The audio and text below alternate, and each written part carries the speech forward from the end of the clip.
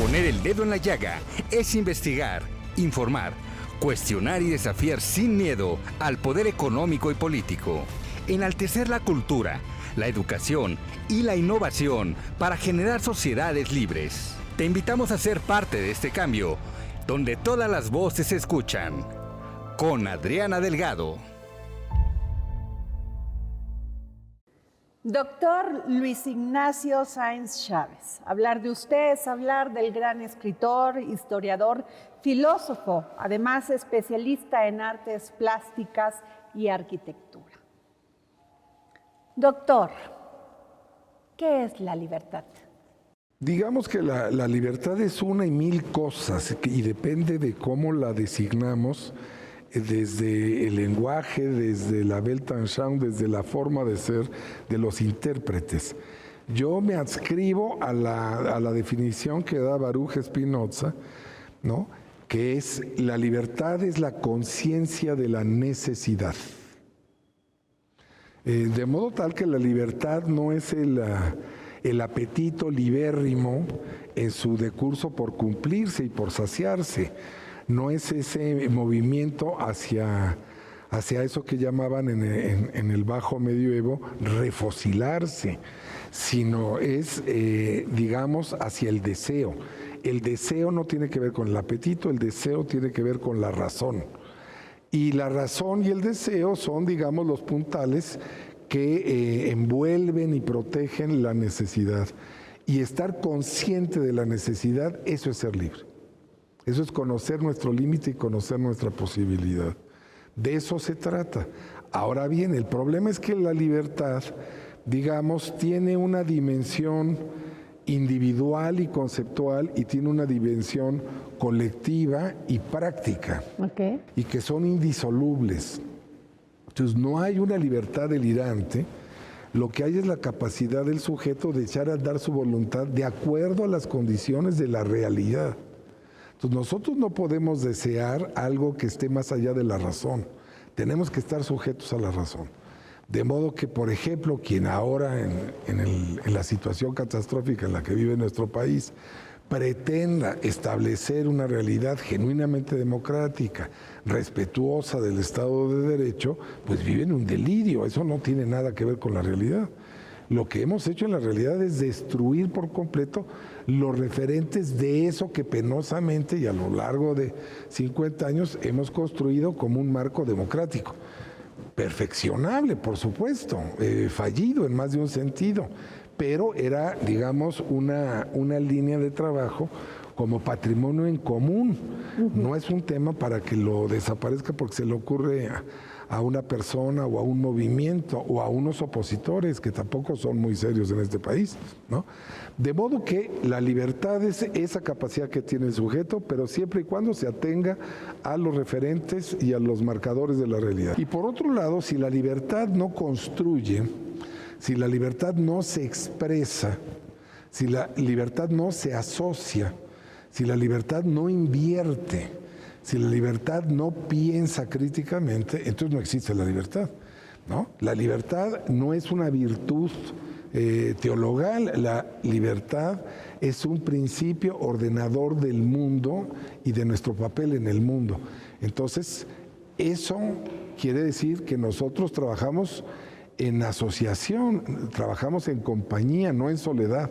No somos archipiélagos de soledades, como eran nuestros magníficos poetas de contemporáneos. Nosotros somos masas más o menos conscientes de su destino o deseosas de establecer un destino y que solo lo pueden hacer en la pluralidad y en su diversidad. De modo que eso es lo que tendríamos nosotros que trabajar y eso es justamente lo que no hacemos.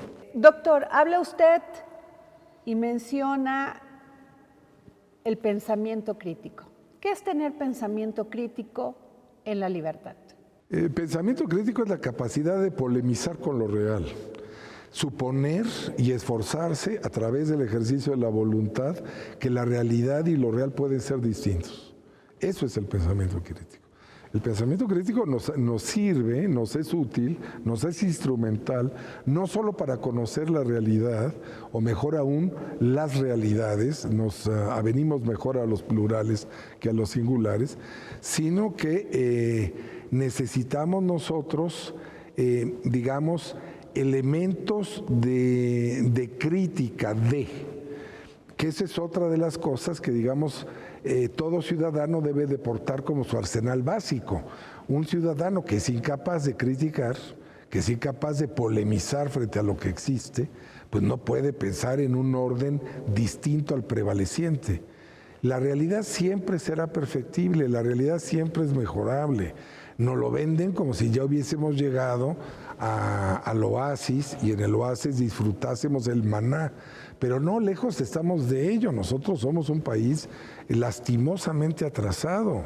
No hemos logrado, aunque estemos a un tris, ese sistema médico tan brillante como lo tienen en Dinamarca, ¿no? No hemos logrado eso ni hemos logrado ninguna otra cosa. ¿Por qué? Porque nos movemos en la invención, nos movemos en el imaginario, no nos movemos en la crítica de la realidad. Todo aquel sujeto que no es capaz de criticarse a sí mismo es un sujeto que no puede crecer. De allí que hay una dimensión también, y eso muy en el pensamiento de John Stuart Mill, donde la libertad también es, digamos, una suerte de sinónimo de la autorrealización. Entonces, el sujeto solamente puede crecer en el libre ejercicio de sus facultades, en el ejercicio irrestricto de sus talentos, es decir, en libertad. Solo la libertad lo abona en favor del bienestar, de la prosperidad y de la solidaridad. Nosotros no podemos dar lo que no tenemos, que eso es lo que no se entiende en nuestro país. Nosotros queremos repartir lo que no tenemos. O lo poco que tenemos, lo aniquilamos y nos lo agotamos en actos entre mágicos y vandálicos, donde no reproducen esos bienes necesarios para que seamos más y mejores, ¿no? Entonces, yo creo que estamos realmente enclaustrados en un seriosísimo problema, porque ni ejercemos la libertad, ni nos alientan a ejercerla. Desde pequeños, los niños viven encarcelados en lugares comunes, en estereotipos. Lo que hemos hecho con la educación es absolutamente patético. Es un retroceso, tan solo pensar de Jaime Torres Bodet a la actualidad, bueno, es para que nos pongamos a llorar, ¿no? No ha habido ningún afán crítico, ninguna revisión seria de dónde están los escollos, dónde nos hemos atorado y dónde están los necesarios senderos de la libertad para que los sujetos crezcan y florezcan, ¿no? Pareciera que no existieran, ¿no? Entonces vivimos nada más en esta retahíla y en este eco sistemático como una salmodia que se repite, como si estuviéramos en un templo ancestral, ¿no? Viviendo rodeados de estos sonidos que rebotan en las cavernas del Paleolítico. A eso parece que hemos llegado realmente, ¿no? El autoritarismo. ¿Por qué a los regímenes autoritarios les molesta tanto la crítica? Bueno, porque son regímenes fundamentalistas, son regímenes que no están dispuestos a revisar sus convicciones. Ellos viven con afirmaciones de temperamento. Ellos van por el mundo haciendo enunciados que son apodícticos, que no necesitan prueba desde el punto de vista de ellos, ¿no? Ellos ya poseen la verdad. Entonces, cuando a alguien le dicen, oiga, es que está pasando tal y cual, y dicen, no, eso no es cierto, esos son las versiones que dan nuestros enemigos en el afán por destruirnos. Entonces, bueno, ahí no hay manera de establecer un mínimo diálogo. Cuando no nos vemos en el espejo y no nos revisamos a profundidad, pues no podemos avanzar. Estos radicalismos autoritarios se cierran ante las otras conciencias, se cierran ante otras voluntades, se reifican, solo funcionan como un eco, no generan, digamos, modelos de interpretación, modelos de rendición de cuentas, para nada, ¿no? Están absolutamente convencidos de que su camino es el correcto y, como decía Siqueiros en relación con el muralismo, nuestra ruta es la adecuada, ¿no? Esa es la verdad y la vida, ¿no? Por allí, y no hay otro camino. Y bueno, eso es lo que nos tiene a nosotros varados en un no desarrollo, en un no pensar, en no insertarnos en el mundo moderno. Nosotros a fines de los años 60 teníamos mejores indicadores de desarrollo social y humano y económico que España, que Corea, por ejemplo. Y hoy, ni en un domingo de borrachera febril, nosotros podemos suponer que estamos a 2 o 3 años luz de Corea del Sur o de España. España, que también es una sociedad muy grodóntica, tampoco es que sea el desarrollo nórdico ni del norte de Europa, ¿no? Pero son sociedades que han sido mucho más inteligentes, mucho más serias en sacarle provecho a las oportunidades que se les han ido presentando. Nosotros no, nosotros vivimos derrochando las oportunidades, ¿no? Una y otra vez, una y otra vez. Doctor Luis Ignacio Sáenz, la igualdad. ¿Todos debemos ser iguales? No, la igualdad es una pretensión religiosa que más bien linda con la estupidez. Eso es inconstruible, ¿no? Justo lo que nos hace sabrosos, lo que nos hace interesantes, apetitosos como seres y como conciencias es la diversidad, es la diferencia. No podemos ser iguales. No podemos ser iguales porque aunque se repartiesen los dones y los bienes una vez más y partiésemos de cero, al poco rato habría quien ya hubiera sacado provecho mayúsculo de su inventiva, de su capacidad de creación, de su capacidad de reflexión, y ya tendría un tramo de distancia en relación con el resto brutal. Entonces, no, lo que nosotros debemos de garantizar es que haya equidad en las condiciones de desarrollo de las personas. La equidad y la igualdad no son equivalentes, no son sinónimos, ¿no?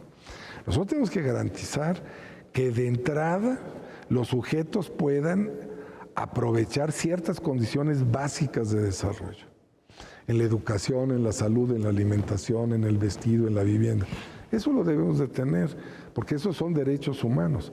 Lo que nosotros no podemos es forzar a una sociedad y a sus componentes a que todos vayan emasculándose, vayan cortándose todo lo que logran para no incomodar a los demás. Nosotros hemos llegado al grado, a nivel del pensamiento, que la gente que somos inteligentes, que me reconozco como parte de esa minoría, ¿no?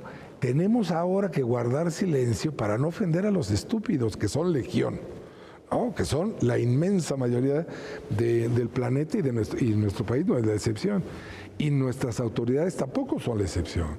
Pensemos también en las oposiciones, o sea, revisemos con espíritu crítico qué nos dicen tirios y troyanos, y es para ponernos a llorar. O sea, si esos son los caminos que esperan o que aguardan a la nación mexicana para transformarse, estamos absolutamente extraviados, ¿no?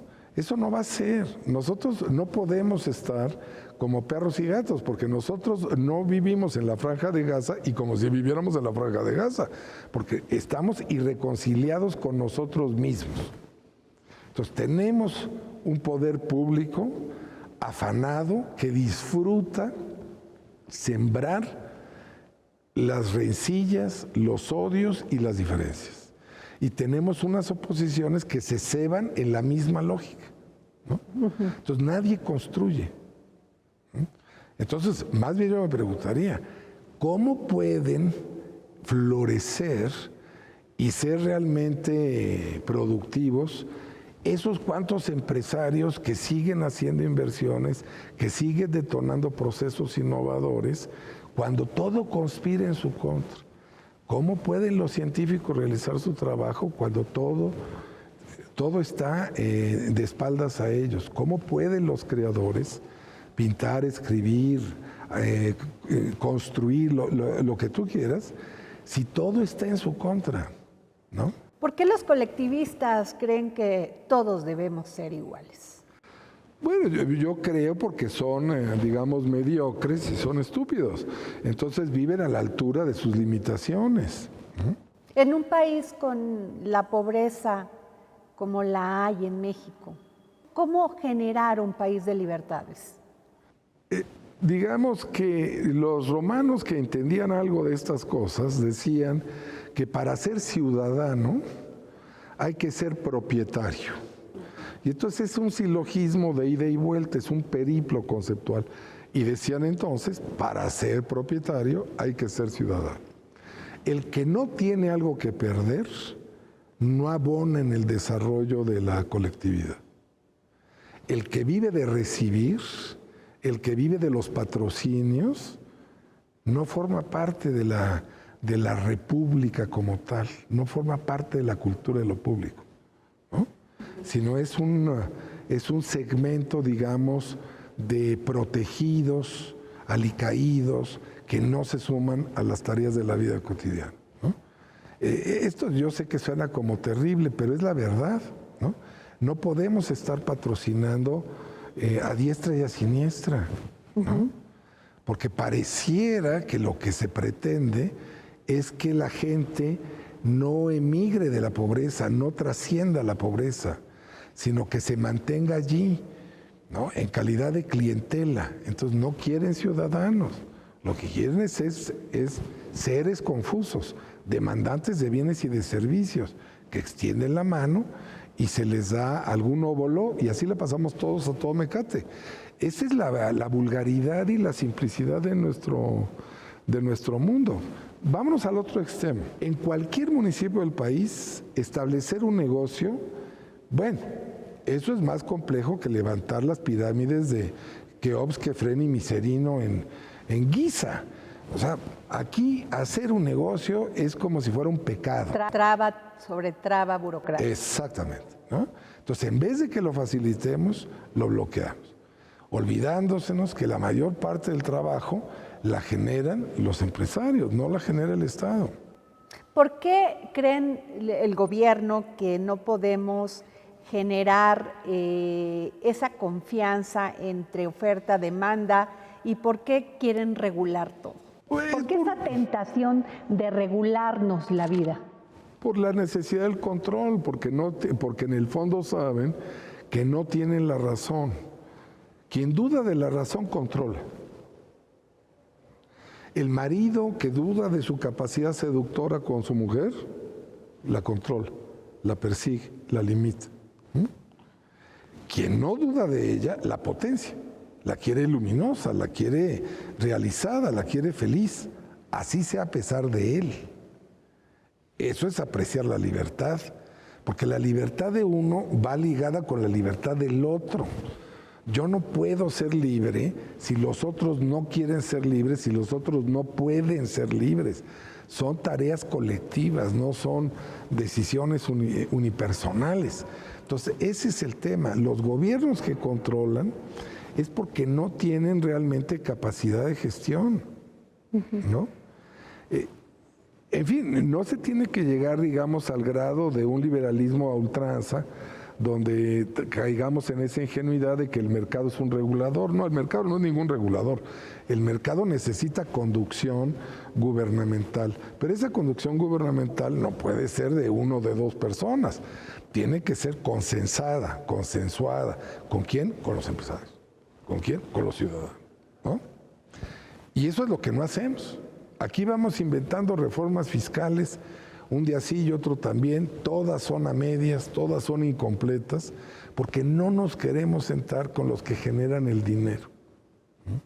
Se les olvida una cosa muy importante, los filósofos a veces entienden algo, ¿eh?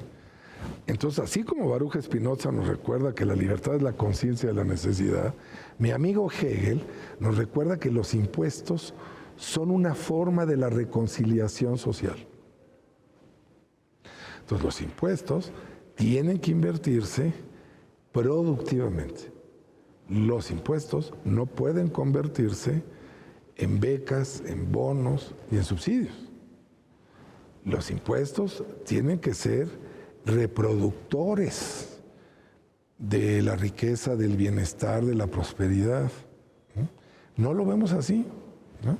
Entonces, a mí me parece que esa es una catástrofe realmente de dimensiones apocalípticas, ¿no? Doctor Luis Ignacio Sáenz, la libertad jurídica. Pues la libertad jurídica, ese es un serio problema, porque nosotros nunca hemos tenido plenamente un Estado de Derecho, lo invocamos, ¿no?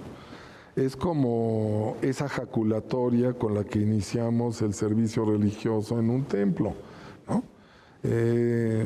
San Juan Bautista de la Salle ruega por nosotros, ¿ok? Eso es lo que hacemos con el Estado de Derecho, pero el Estado de Derecho no existe.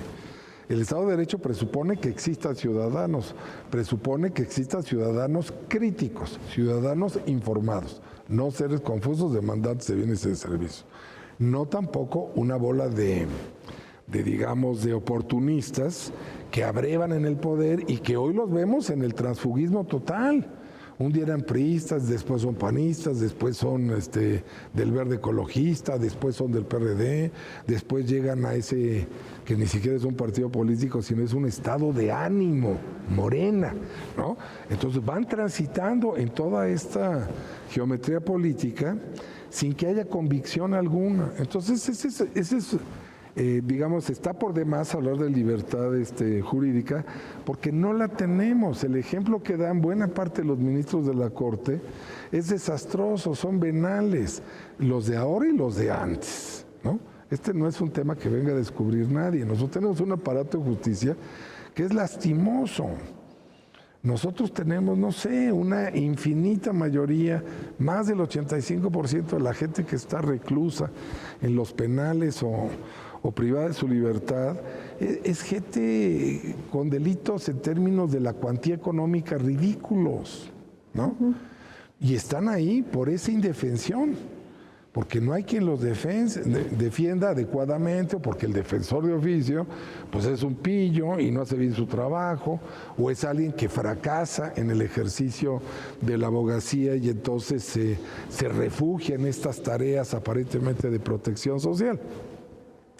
De modo que tenemos un problema, no es un problema de la Suprema Corte, es un problema de la cultura política de una sociedad toda, donde no cuestiona siquiera la corrupción como tal, sino que espera su tiempo oportuno, como si creyesen en San Agustín. Ya me llegará el momento en que yo pueda meter la mano al erario. Entonces, bueno, si yo estoy en esa lógica, pues ¿cómo voy a criticar a los desgraciados que están exaccionándonos y vaciándonos los bolsillos? Pues no, porque estoy yo esperando pacientemente que me llegue el tiempo oportuno y que pueda yo hacer lo propio. Entonces, ¿eso por qué ocurre? Porque no somos ciudadanos, porque no tenemos una convicción jurídica, digamos, genuina, legítima, valedera, porque no es cierto, porque estos procesos están casi al mejor postor. Se ha hablado de una reforma judicial. ¿Cuál sería esa reforma judicial para usted, doctor Luis Ignacio Sáenz? ¿Qué ingredientes tiene que tener? Bueno, primero tendría que tener una gran discusión transversal en la sociedad de nuestro país, en el entendido de que no todos podemos opinar de la misma manera, que ese es otro de los problemas. Cuando uno dice, no, bueno, este asunto no es que sea única y exclusivamente para especialistas, pero es para gente que tenga un mínimo de formación. Nosotros estamos llegando al absurdo que cualquier gente se pronuncia sobre cualquier tema. Entonces, de repente tenemos... Nuestros diputados y senadores. Bueno, nuestros diputados y senadores en el mejor de los casos, pero es los propios gobiernos municipales, estatales y federal, son las propias cámaras de comercio, empresariales, industriales. Aquí todo el mundo opina como si supiera. De modo tal que nos amanecemos con expertos. Entonces, no hay ahora en el país un mexicano que no tenga una opinión sobre la pertinencia de los proyectos ferroviarios o de la refinería o del no sé qué. Todos opinamos de temas que no conocemos, ¿no? No revisamos los elementos de juicio, no suspendemos el juicio, que eso es lo inteligente en un pensamiento crítico. Hay una figura de la lógica, de la peri hermeneias de nuestro amigo Aristóteles, que se llama la epogé, y epogé significa suspensión del juicio. Nosotros tenemos que aprender a serenarnos y no andar calificando a diestra y a siniestra, ¿no? Al troche y moche. Intentar comprender un poco más para después, con, digamos, vaciado de los apetitos, ¿no? En otro término griego, instalados en la ataraxia, habiendo renunciado a esas energías incómodas, poder entonces sí emitir una opinión sobre tal o cual cosa, pero después de justipreciar y después de compulsar las cosas. Doctor Luis Ignacio Sáenz Chávez, hay una desconfianza del gobierno a los ciudadanos, de los ciudadanos al gobierno, hacia los políticos. Desconfiamos de todo y de todos. El gobierno federal de este gobierno de Morena le dio todo a las Fuerzas Armadas por esa desconfianza a los empresarios, a los ciudadanos. Tienen el Tren Maya, tienen los aeropuertos, tienen el interoceánico, tienen todos los proyectos grandes de este gobierno. Bueno, esa es una catástrofe, pero ese, digamos, es un mal nacional. Así nos conducimos prácticamente siempre. Nosotros vivimos pendularmente. Entonces hay épocas en que todo tiene que ser del Estado, o más precisamente del gobierno, y hay otras épocas en que todo se liberaliza en manos de empresarios. El hecho es que hemos sido incapaces de establecer un equilibrio prudente y productivo. Carlos Salinas de Gortari modifica temas casi sagrados de la Constitución, con inteligencia vuelve a privatizar la banca, y él tiene la desconfianza que tú señalas con razón en relación con los anteriores banqueros. Ningún banquero original de estos consorcios pudo recomprar su banco. Ninguno. Entonces, ¿qué hace Salinas? Inventa una nueva clase financiera. La que se aviene con él. No solamente eso, le seguimos pagando a esos banqueros todo. Su banco. Le seguimos pagando su banco. De los impuestos de los mexicanos. Claro, ¿no? Entonces, tampoco es que en el pasado, digamos, tengamos empresarios tan ejemplares que digamos, es que sí, hay que hay que sacarle las manos al gobierno de los asuntos públicos y pasarle todo a la iniciativa privada. Porque como decía Horacio Flores de la... ¿Cuál es el papel del gobierno entonces? No, el papel del gobierno tendría que ser el de modular con inteligencia qué sí, qué no, por qué, pero no decidirlo por sí solo, transparentarlo, discutirlo. Estos son temas dialógicos, o sea, no puede ser que un día amanezca alguien y diga, le vamos a dar todos los aeropuertos a los militares, o le vamos a dar todos los puertos, los aeropuertos a los militares y los puertos a los marinos. Y les vamos a dar las administraciones aduanales a los marinos. ¿Por qué? ¿Con base en qué? ¿En qué expertise? O sea, ¿qué han hecho bien en el pasado que los califica para semejante encomienda? La desconfianza. La desconfianza y el interés malsano de quien toma la decisión, ¿no? Porque estos son temas, además, no venían siendo ejercidos por empresarios, ¿no? Me refiero a los puertos y a las aduanas, que son temas capitales que tienen que ver con el interés nacional y que tienen que ver con la seguridad, ¿no? Los viene ejerciendo el gobierno. Entonces, ¿por qué el gobierno considera que lo hace mal y a un sector del propio gobierno le da sin razón alguna, sin discusión alguna, ese monopolio? Eso es lo que está mal. Lo que tenemos que es aprender a discutir, y eso no lo queremos hacer, porque bueno fuera que partiéramos solo de la desconfianza, porque eso generaría a lo mejor modelos de revisión, de análisis y de compulsa.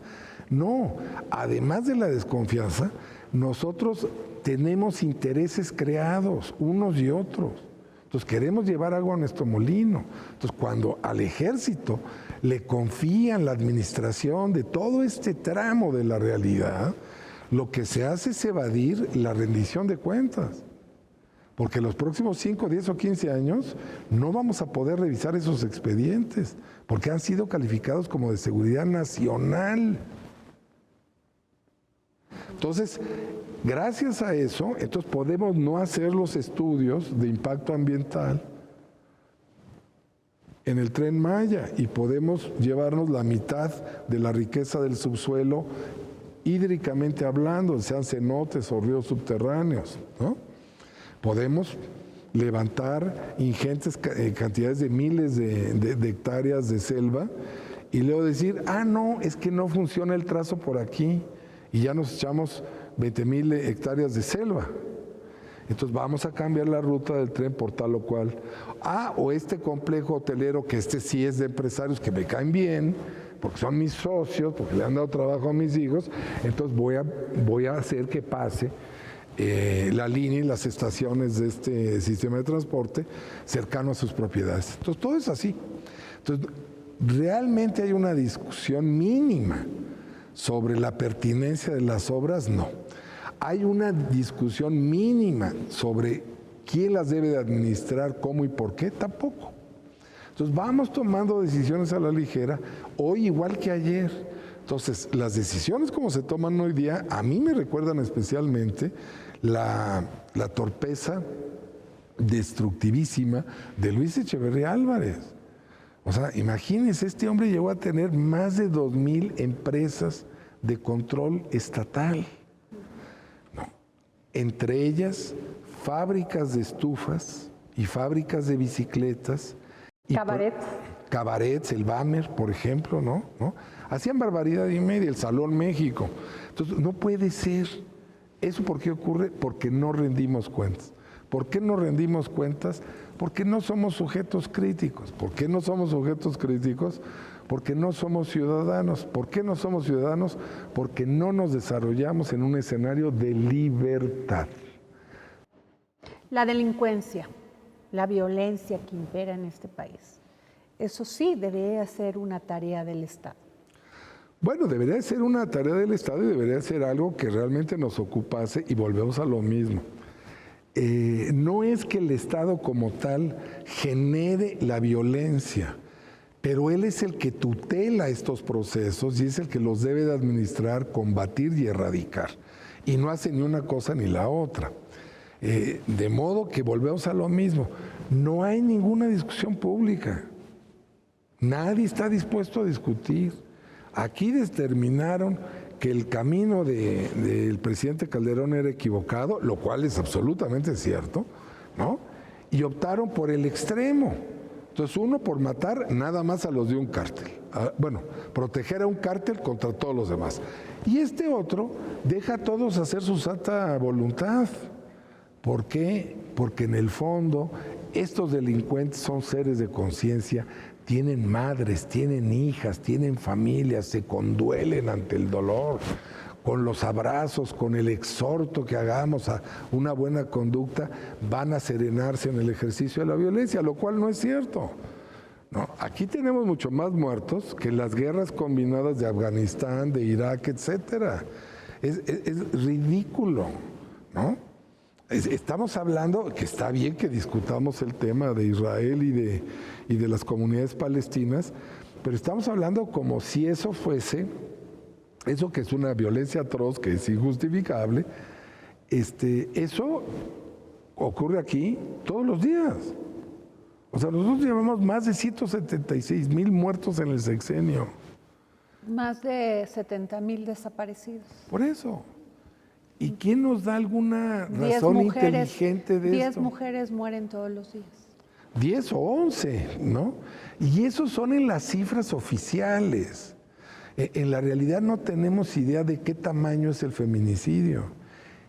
Hemos avanzado en demoler esta cultura patriarcal, esta cultura misógina, esta cultura de la violencia. ¿Estamos confundiendo en el tema de las mujeres la igualdad con la equidad? Yo creo que sí. Yo creo que sí. De hecho, de repente se escuchan muchas voces que dicen la mayor parte de los muertos, de estos muertos acumulados, son varones, no son mujeres. Sí, nada más que a esos varones no los matan por ser varones y a las mujeres las matan por ser mujeres. Entonces creo que sí, una pequeña diferencia. Estos son crímenes de odio los de las mujeres. Pero ¿qué hemos hecho para frenar esto? Nada. Al inicio de la administración lo que hicimos es dejar desamparadas a las casas donde se asilaban buena parte de estas mujeres violentadas y perseguidas, ¿no? ¿Qué hacemos también? Dejarlas en la indefensión a muchas de ellas, porque entonces cerramos guarderías o limitamos los horarios de operación de las escuelas, de modo tal que reificamos las condiciones de violencia, las condiciones de explotación que padecen las mujeres cotidianamente. Y esto es a 70 años, los acabamos de cumplir. ¿Pero hemos avanzado en la equidad las mujeres? No, claro que no. ¿Jurídicamente hemos avanzado? No, porque también nosotros creemos que los avances son automáticos. Entonces, cuando yo oigo discusiones en los órganos legislativos o en los órganos jurisdiccionales donde hablan de si la mitad de los cargos públicos de elección popular deben estar en manos de mujeres, bueno, eso es una imbecilidad aquí y en China. Deben de estar en manos de quien tenga las habilidades necesarias. Si de esos candidatos el 80% son mujeres, bienvenido, ¿no? Nosotros a lo que debemos de llegar es a un momento en que no nos importe si son hombres, mujeres, pájaros o quimeras. Que sería lo mismo en la iniciativa privada. Que es exactamente lo mismo con la iniciativa privada. La iniciativa privada no es un enemigo del bienestar nacional, no lo es de suyo. Habrá empresarios que sean unos delincuentes, como hay políticos que son unos delincuentes, y hay partidos políticos todos que son delictivos. Pero no deberíamos de tener entonces la capacidad para darle a hombres y mujeres en equidad la misma educación. Bueno, eso sí, nosotros debemos de darle las mismas oportunidades de empleo, de educación, de salud, de trabajo, de salario. Ni siquiera hemos logrado que los salarios sean homogéneos. Las mujeres suelen trabajar más en horas y ganar menos. Eso es una cosa absolutamente, digamos, indefendible. Entonces tenemos doble discurso. Por un lado tenemos un discurso y por otro lado no logramos esos objetivos. Por eso es absolutamente un doble discurso. Por eso decía, hace unos cuantos días se cumplieron 70 de que a la mujer se le reconoció el voto político, el sufragio en los procesos electorales. ¿De qué ha servido?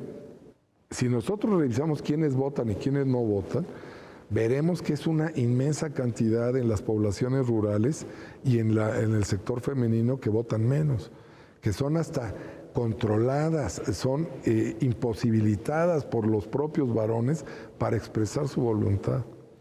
Tenemos también estas otras dimensiones fantasmagóricas de los usos y costumbres en un sinfín de municipios, donde resulta que no hay una libertad individual que se exprese a través de un voto específico, sino que son las comunidades todas que a mano alzada determinan por quién vota esa comunidad, ¿no? De modo que luego nos dan resultados que eso sí también causan sospecha. Incluso, ¿no?, los usos y costumbres. A eso me refiero. Te vendo una niña porque es uso y costumbre a los 10 años. Pero ahí tenemos otra cosa. Cuando hablamos, por ejemplo, esto que voy a decir va a ser muy poco popular. Los acuerdos de San Andrés Larraizar, muchos de ellos son, digamos, ratificadores y reificadores de estas distancias patriarcales que son indefendibles, ¿no? Entonces, cuando nosotros compramos la idea de usos y costumbres en las comunidades por completo, estamos cometiendo un gravísimo error, porque dejamos en la indefensión a las niñas, a las mujeres y a las ancianas, ¿no? Porque dejan de tener pertinencia, porque tienen algún sentido cuando tienen valor de cambio, cuando son sexualmente activas o cuando son productivas, digamos, en la vida cotidiana. Cuando dejan de ser una cosa u otra, bueno, pues eso es terrible. Entonces, ahí no podemos nosotros salir con esta imbecilidad de que nosotros tenemos que respetar el derecho sacrosanto de celtales y tzotziles a vender a sus criaturas porque se les ocurre, porque tienen haciéndolo 2500 años. No puede ser. Doctor, la libertad en la cultura en México. Este es un tema muy delicado porque, digamos, el ejercicio de la creación y de la composición en un país como el nuestro se ha desarrollado al amparo de las instituciones públicas. A diferencia de otros países, que estos procesos se alientan desde el sector privado, desde la sociedad civil, en el caso nuestro, no. Si uno ve, y bueno, a mí se me puede acusar de muchas cosas, pero no ser pro-estadounidense, pero si pensamos en las instituciones culturales de los Estados Unidos, en su inmensa mayoría son fundadas por empresarios o por esfuerzos sociales colectivos. No hay prácticamente museos públicos, o son los menos. En el caso nuestro no, todo lo tiene que hacer el Estado. Y el que paga manda. Si el Estado hace los museos, el Estado impone los discursos. Si el Estado es el que sufraga con las becas la operación y el funcionamiento de los creadores y de los intelectuales, pues el Estado define cuáles son los intereses, cuáles son las prioridades. Y eso es lo que ha venido ocurriendo siempre.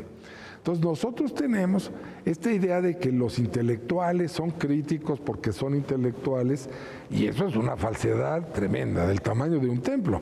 No, los intelectuales en general, y los científicos no cantan mal las rancheras, ¿no?, se adecuan a la orientación del poder público. Es raro el intelectual, es raro el científico que corre el riesgo de manifestar una posición crítica frente al Estado, frente al gobierno, frente a las autoridades o frente al empresariado. No lo suelen hacer. Guardan ominoso silencio. ¿Por qué? Porque defienden su Sobre beca. todo en países tercermundistas, donde el autoritarismo es parte de su cotidianidad. Claro. Desaparecen, son fichados. Salinas pierde la elección de 88. Ya no podemos volver a contar una vez más esos votos porque los quemaron en esta alianza siniestra entre los del PRI y los del PAN, ¿no?, que luego se nos olvida. Entonces, Salinas perdió la Ciudad de México 4-1 y el país por lo menos 2-1, ¿no? Bueno, no es lo que yo quiera creer. Si no nos hubiera hecho una operación de esa dimensión de limpieza y desaparición de las evidencias, porque los resultados fueron catastróficos, esto ocurre, por eso se cae el sistema y por eso ocurren todas estas ¿Pero cosas. esa es la justificación para gobiernos autoritarios No, o esa radicales? No, digamos, es una forma de cómo se perpetúan estos gobiernos y a qué grados están dispuestos a llegar. ¿Qué ocurre entonces con un tipo inteligente como Salinas ante esta evidencia electoral? Que él tiene a todo mundo en contra. No están los empresarios con él, no están los ciudadanos con él, no están los intelectuales con él, no están los académicos con él. Hay una crisis económica absolutamente descomunal. Entonces, ¿qué es lo que va a hacer? Ir aquilatando las conciencias, ¿no?, comprándolas de modo barato. Y entonces establece el Fondo Nacional para la Cultura y las Artes en el Consejo Nacional para la Cultura y las Artes, que es una forma de control, disociarlo del proceso educativo de construcción de ciudadanos que tiene que ver con la Secretaría de Educación Pública. Entonces desaparece la Subsecretaría de Cultura, se convierte en un ente administrativo de control directo, sin ninguna mediación y participación de nadie, gubernamental. Autoritarista del presidente de la República. ¿Y qué ocurre? Se dan becas, se compran conciencias. Los que reciben esas becas no creen que les compren la conciencia, dicen, hombre, por primera vez me están reconociendo mi talento y mi mérito, ¿no? Estoy siendo reconocido adecuadamente, ¿no? ¿Y qué ocurre? Que de pronto, a los pocos meses de instaurado el régimen de Salinas, tenemos a la pléyade de la clase intelectual mexicana reuniéndose sin ningún tapujo ni pudor con el presidente de la República. Eso incluye a Gabriel García Márquez, a Carlos Monsiváis, obviamente... Pero eso ha sido en todos los gobiernos, llámese priistas, panistas, morenistas. Sí, pero eso ocurre claramente en ese momento. Entonces, es muy difícil. ¿Cómo va a funcionar la libertad cultural si es una libertad que está condicionada a los estímulos, a las becas, a los subsidios y patrocinios que ofrece el propio Estado? Pero siempre hay esa tentación de los políticos y del gobierno. Pero tendríamos que desaparecerlo. No veo por qué tenemos nosotros que dar este tipo de patrocinios. Y pasa lo mismo con los empresarios, con el desarrollo económico. Por eso. Pero piensen, nosotros creamos un Consejo Nacional para la Cultura y las Artes y el FONCA pensando en los norteamericanos, pero como siempre, a los norteamericanos, como decía Fox, los copeteamos. No nos gusta esa austeridad. El National Endowment for the Arts en los Estados Unidos son 7 gatos en una oficina, con elencos, tienen directorios de expertos, reciben proyectos. Esos proyectos no los evalúan esos 7 gatos.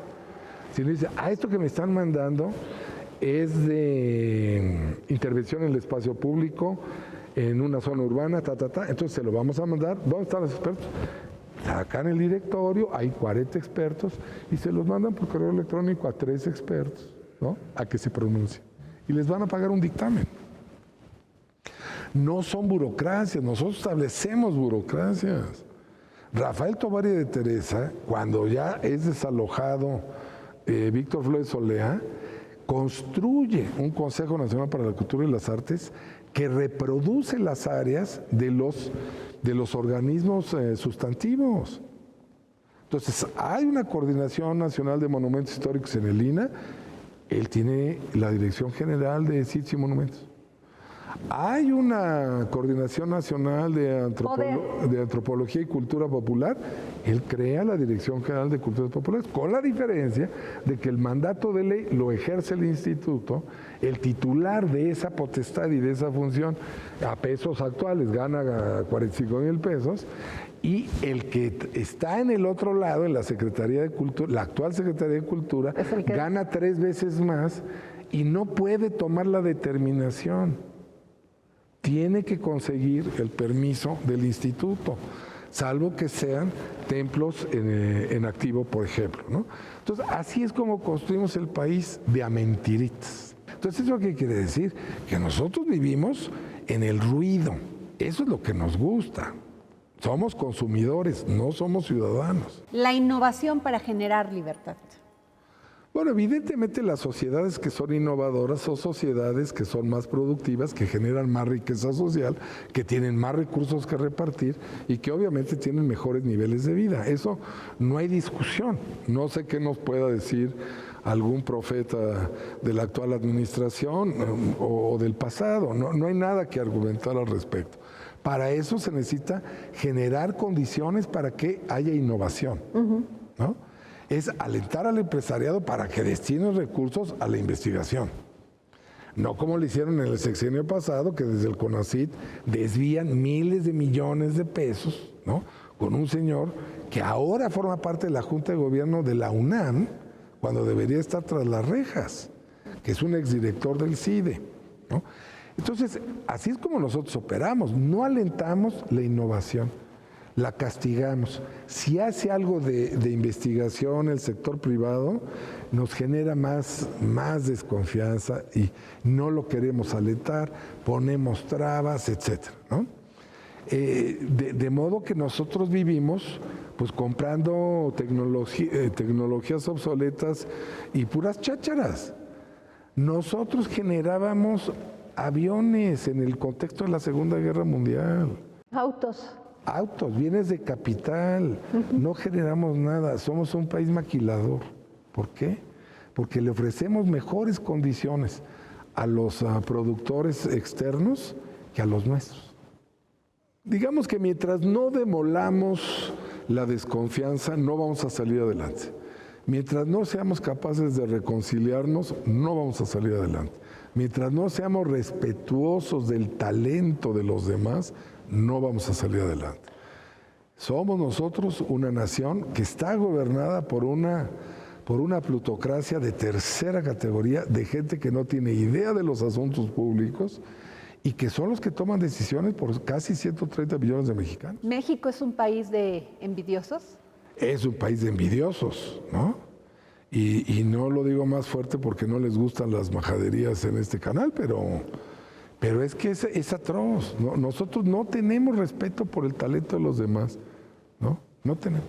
Todo lo que hace un empresario, lo que hace un ciudadano, en términos individuales o colectivos, de una nueva inversión, de una innovación, de una nueva participación, va a toparse con pared, con la reglamentación oficial y con esos grandes céforos, esos inspectores tremendos, ¿no? Como los que tenía Calvino, ¿no? Que son los que deciden, que son el desgraciado de la ventanilla y del escritorio, si apoyan o no el trámite del señor. Y eso es todo. ¿La envidia genera corrupción? La envidia es corrupción, es una forma de la corrupción.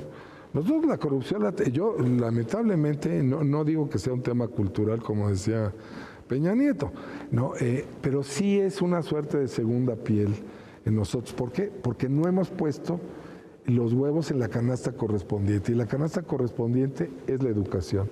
La canasta correspondiente es la participación. La canasta correspondiente es el reconocimiento de los aportes de todos. Gracias, doctor Luis Ignacio Sáenz, por esta plática sobre la libertad. Muchas gracias a ti, encantadísimo de estar en tu programa. Gracias.